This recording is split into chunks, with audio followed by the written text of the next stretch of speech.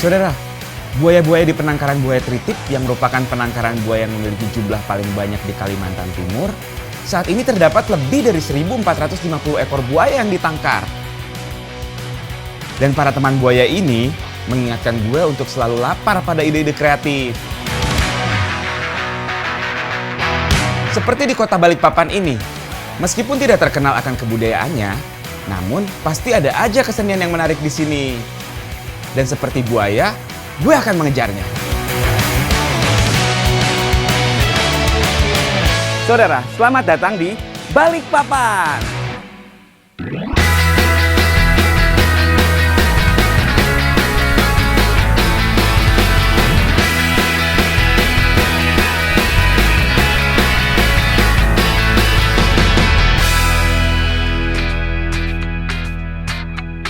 Kota Balikpapan berada di Kalimantan Timur, Indonesia. Kota ini terkenal dengan kegiatan pertambangan dan terdapat banyak kilangan minyak.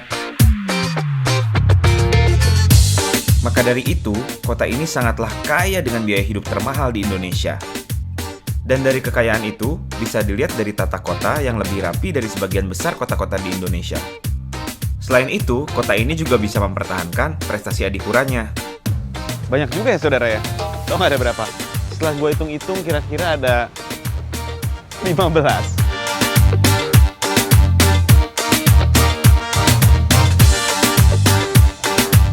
Saudara, di Balikpapan itu yang menarik bukan cuma kilang minyaknya, atau tambang-tambangnya, atau kepitingnya, tapi beruang madu.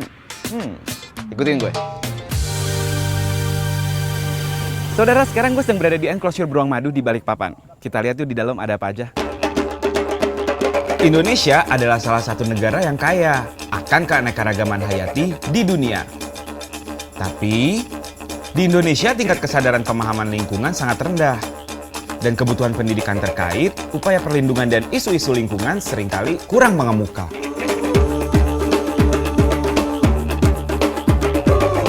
Maka dari itu, sangat memerlukan cara-cara kreatif untuk memberi pemahaman tersebut.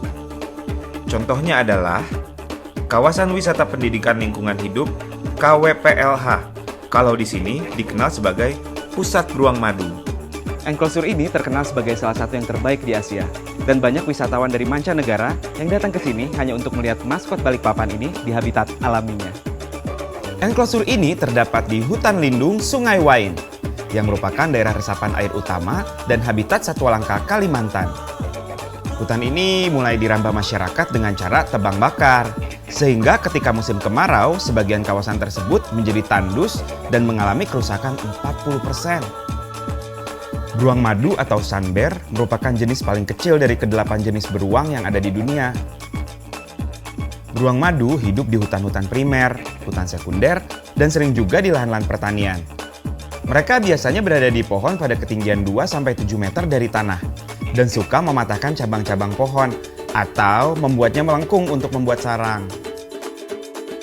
Mau tau nggak seberapa panjang lidah beruang madu? Katanya harus tarik aja ini, kita lihat ya. Panjang. Habitat beruang madu terdapat di daerah hutan hujan tropis Asia. Beruang madu aktif di malam hari atau disebut juga dengan makhluk nokturnal. Mereka menghabiskan waktu di tanah dan memanjat pepohonan untuk mencari makanan. Saudara, jadi setiap beruang madu itu, kalau manusia punya sidik jari, kalau beruang madu hitam itu, dia punya ada kayak tanda di dada gitu. Bulunya warnanya beda kayak gini. Nah, dan setiap beruang madu beda-beda gitu. Jadi kayak sidik jari manusia, tidak ada yang sama. Tuhan itu luar biasa ya.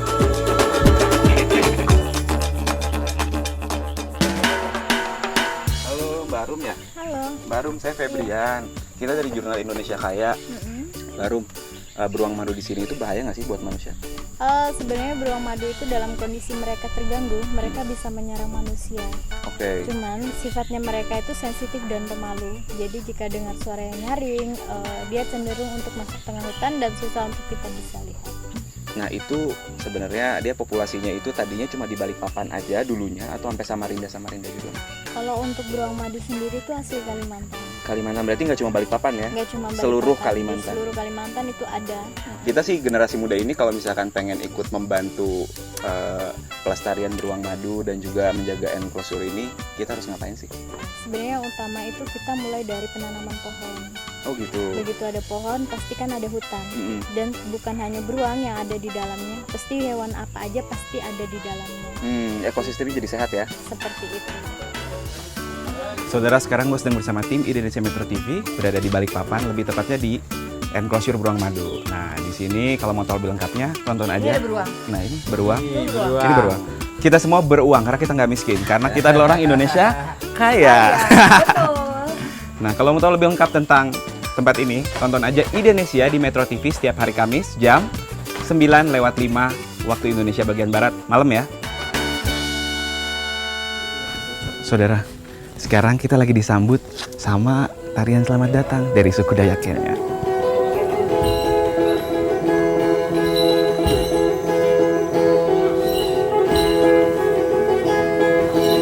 Keren abis ya, Indonesia tuh emang kaya banget. Selamat siang Pak.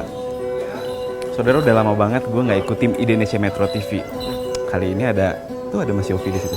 Kita langsung samperin aja. Mas Yofi, sekarang kita mau ngapain sih di sini? Kita mau melihat bagaimana Share ya, Mas? tokoh-tokoh yang punya kecintaan luar biasa terhadap budaya Dayak Kenya. Oh, ini Dayak kita bisa- Kenya. Betul. Dan di sini kita bisa melihat bagaimana tarian itu dibawakan dengan cara yang paling akurat dari situ. Kan sekarang banyak nih sanggar-sanggar tari Dayak bermacam-macam, beragam-ragam sebagai sebuah pengayaan itu bagus. Tapi kalau kita bisa melihat yang aslinya, kita bisa melihat tingkat originalitasnya. Oh, benar-benar. Bagaimana keasliannya dari memang tokoh-tokoh ini adalah orang-orang yang mencintai bagaimana melestarikan Dan budaya orang asli Dayak Kenya. Menarik banget saudara. Jadi tadi yang dipakai ibu ini tuh dari taringnya harimau ya. Dan cuma boleh keluarga kerajaan yang pakai. Kalau enggak ntar sakit. Ya Bu ya. Tapi tenang aja, harimaunya nggak dibunuh. Yang diambil tuh dari misalnya harimau yang udah mati. Ini buat laki-laki atau perempuan? Sama aja, ya. Ini namanya bluko. Biasanya dipakai buat apa? Oh, untuk menari. Saudara, sekarang gue sedang berada di Rumah Kreatif Balikpapan. Rumah Kreatif Balikpapan ini merupakan wadah bagi kreasi-kreasi yang ada di Balikpapan. Salah satunya adalah batik. Kita lihat langsung yuk. Awalnya, komunitas ini mengenalkan 10 motif batik. Beberapa di antaranya adalah layar daun ulin, taburan daun ulin, pasak bumi besar, dan lain-lain.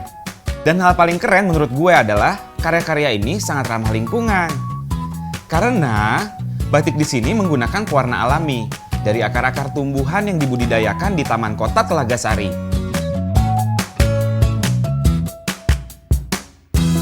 Begitu juga dengan daur ulang plastik yang menghasilkan karya bernilai ekonomis.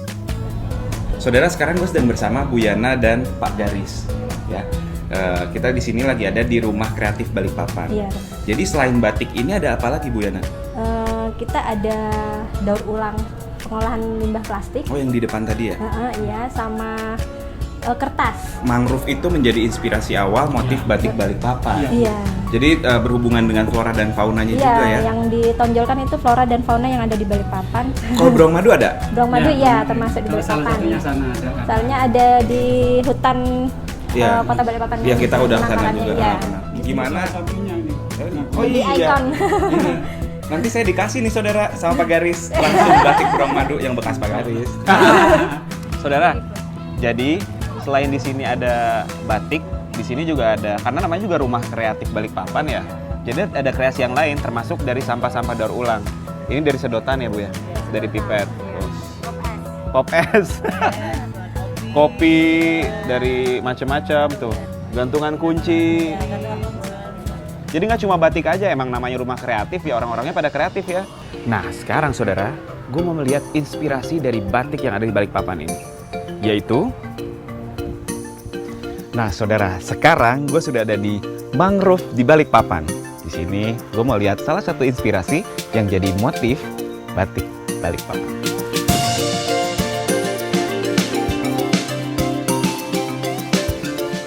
Kalau mau lihat bekantan, kita harus naik kapal ini saudara. Seru banget ya. Kayak film-film di Amazon gitu ya Pak.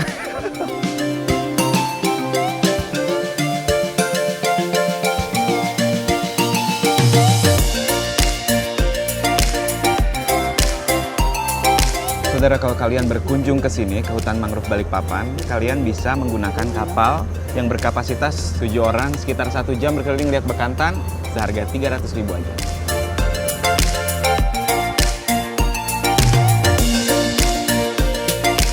Saudara, bekantan ini beda dengan primata lainnya. Dia agak sedikit pemalu, jadi kalau ketemu manusia dia malah kabur.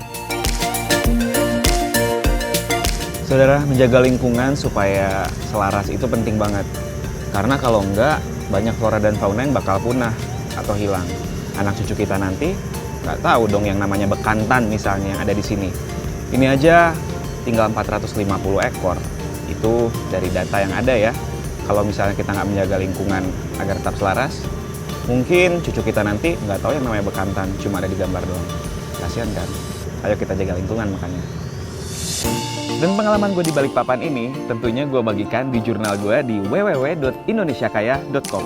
Ayo kita semua baca jurnalnya supaya kita makin jadi orang Indonesia kaya. Sampai jumpa!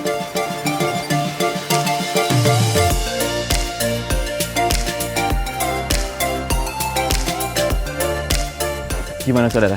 Seru kan Balikpapan? Habis ini gue harus ke kota mana lagi ya? Kalau kalian ada ide, langsung aja tulis komen di bawah ini. Jangan lupa untuk like, komen, subscribe. Sampai jumpa di kota berikutnya.